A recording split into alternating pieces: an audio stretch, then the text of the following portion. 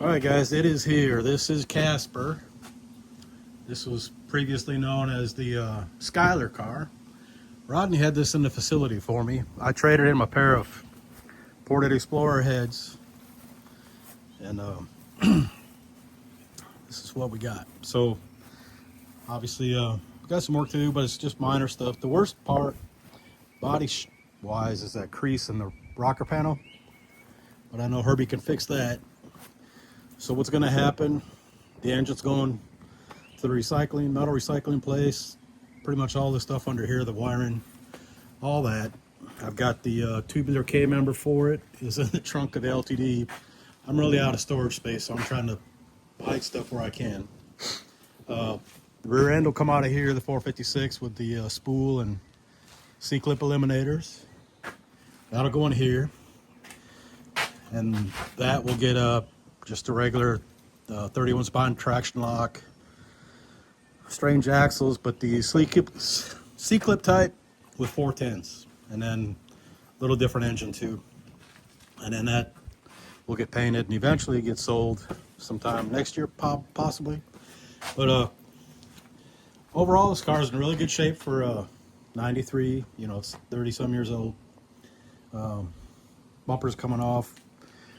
You know, AC's going away, all that stuff. We're going to try to make this light without going caveman on it like some people. We don't call it gutted. All this, like I said, this stuff will go away. We'll strip her down and clean her up, make sure that nothing's going to start rusting in here. And then we'll take the doors off, make them as light as we can while retaining all the functionality. We got some little bit of work to do, get rid of all the undercoating and all that stuff. Of course, get rid of that goofy thing there. And get a T5 up in here. And then a 331. Still hadn't decided if it's going to be carbureted or EFI. Leaning toward carbureted just because I haven't had a carbureted car in a long time. Not real crazy about this, but it is what it is. Kind of in a position I wanted to have a white car to kind of emulate or pay homage to the 68 428 Cobra Jet when it came out, because I remember reading that magazine when it came out. My dad subscribed to Hot Rod back in the day, so this will have the if you remember the Mopar style police car wheels that I had on the red car for a while, the black ones. Got the tires off. We're gonna paint them white. Have the poverty hubcaps on, and we'll take these out, of course. It'll have a stereo, of course, but not. Maybe you'll see if Rodney's got some of these. Don't have that big hole in there. And then we'll do what we can with the fenders to make them light as possible.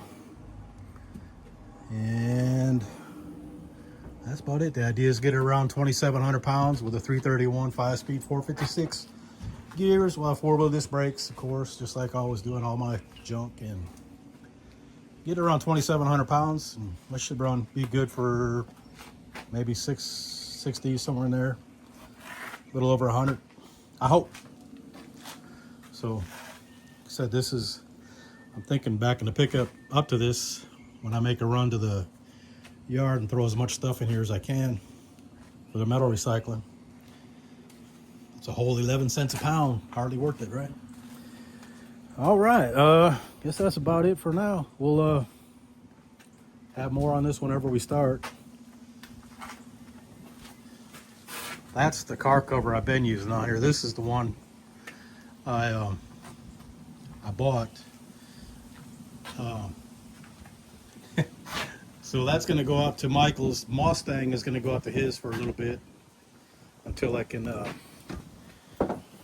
get it here. Yeah, so I thought, just as a little bit of wise assery, I would do the old switcheroo, put the 85 Trooper car, or 86 Trooper car that was sitting here, put it over into the garage, and then pull this in and put the car cover back on it, and the wife wouldn't notice. So Vincent and I went over Sunday, or Saturday, I think it was. No, Sunday. We picked this up. I rented a tow dolly from U-Haul and hooked her up to the Lightning, and off we went. Man, I hadn't driven the Lightning on the interstate, I think since I got it back. Well, I hadn't done it since I put the Lightning style wheels on it and put the camber bushings in and had the 410s put in. And it's, dude, it runs at like 80, 85, 2,500 RPM, and you know, an overdrive, of course. And it's just like smooth. I was surprised. And the tows, good, really good. I mean, it makes plenty of low RPM torque. Of course, you know, I got an 80 millimeter throttle body on there. By the internet myths, that would be horrible. So everything went smooth. It was, you know, I could tell this was behind me on the tow dolly, but it wasn't hard. It was just going up hills that would kind of lose momentum. But I just had to give it a little more gas, and it would hold it at 65 or 70, whatever I had it at. Everything was good. We were going through some rain cells on the way back, and this one, we were coming on 285 south of Crestview, and we were starting to go up a little bit of a rise. Now I was thinking of getting the phone out to show y'all how the truck was pulling. You know, wasn't really working towing it, and then it started raining, and then I thought, well, I better not. And then it really started raining like heavy. And I was, you know, there was some traffic on the road. It wasn't horrible. But this guy in a silver new edge, or not a new edge, a new style Mustang, you know, like 22, whatever, V6 car. And I say guy because I don't think a chick would pass me. It was hard as it was raining. And he goes past me. And it's raining so hard, and all the spray from his car, and it was a silver car. So I kind of lost track of him. Then all of a sudden, I see him again, only he's like directly sideways right in front of me. And I was like, I did 2 shits in about 0.02 seconds. So I was like, oh, I don't want to jam the brakes. I don't want to try to swerve real quick. And he just kept on rotating, and he went off the road into the ditch. The ditches are really shallow along 285, and it was just more of a little slight depression. And he was out of my way, and I was like, oh, thank you, 6 pound, 8 ounce baby Jesus, because I just imagine T-boning that thing. I thought about stopping, but it was heavy, it was just raining, and I could see him. I saw where he stopped, and I was like, he's all right. So it stayed on all 4 wheels, you know, he probably, once he pulled that seat cushion out of his butt, because I'm sure it got sucked up in there real well, he was probably just a little scared, but I'm sure he drove a lot safer after that. So that would have been cool to have on the video, though. But yeah, overall, like I said, towing was great. I tried to get when I did the checkout at U-Haul, it wouldn't let me get a trailer. It only let me get the tow dolly. And I put a 79 Mustang, thinking that'd be the lightest one. And I put the F-150 single cab long bed. But it wouldn't let me check out a trailer, so, which, whatever, you know, they're trying to protect themselves from lawsuits. So overall, like I said, I was very pleased. I had some skepticism myself with the 302 toting it, but it didn't work hard at all. And I don't know what kind of mileage we got going there and back. It took probably half a tank to go there and back, and that's like 130 some miles. And it's a 15-gallon tank, I think. So overall, pleased, and so that's all. Really, like I said, just wanted to show you this, get a little introduction in the books, and then we'll start tracking how it goes from here. All right, appreciate y'all. All right, guys. So I looked at the video, and then I realized I started telling you about the moving the cars and whatnot, and I started talking about towing. The Lightning towing, and I realized I didn't finish the rest of the story, as it were. So what I was going to do, I had the trooper car under the carport in the front, and I parked Casper over in the neighbor's driveway. I texted him, Rip's driveway, the guy I got the Lightning from. So he passed away the end of March, and his grandson's taking care of his affairs. So he lives in Baker. And so I had texted him. I said, hey, you mind if I park a car in your driveway for a couple of days? He's like, go ahead.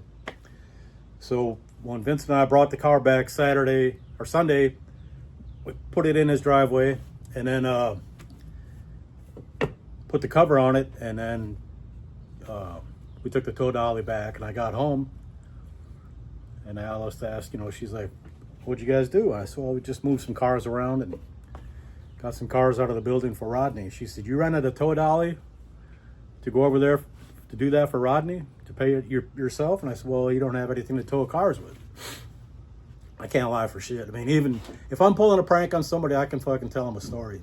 Oops, sorry about the F-bomb. And then, but not, you know, like a blatant lie. So I say, you know, she's like looking at me, asking me that question. I just kind of grinned, and then she says, I forget what she said exactly, but it's something about, you better not have brought another car back here. I just kept on smiling, and then she came outside. A little while later, she's like, where's that? I said, it's over there. And then she's like, I can't believe you, David. I said, and I talked to her earlier in the day. I said, I'm going to be selling probably the red car and, you know, maybe the LTD or whatever down the road. At the end of the day, I'm just probably going to keep like Casper and then the Mustang once that one's running good. Get that 347 with what the camera's actually sitting on right now, or the phone. So those might be the last two. Trooper car we'll keep for a while because we can run that one nice. Run it at the track pretty regular. But yeah, my plan didn't work out so good. It was a good plan, just not I couldn't execute it well. I couldn't tell her story, so she busted me. She was a little upset, you know, because I didn't tell her about it beforehand. So she don't know about Mustang yet, but that can wait. I gotta wait till I can get ready for it, and then I can say, hey, by the way, Rodney gave me a car, and but we should have the red car gone by then, so it'll be a little more palatable for her, I think. But that was all. Just wanted to tell you the rest of the story. Like I said, I started talking about the Lightning and that silver car wiping out. I forgot about finishing the story. All right, appreciate y'all. Later on.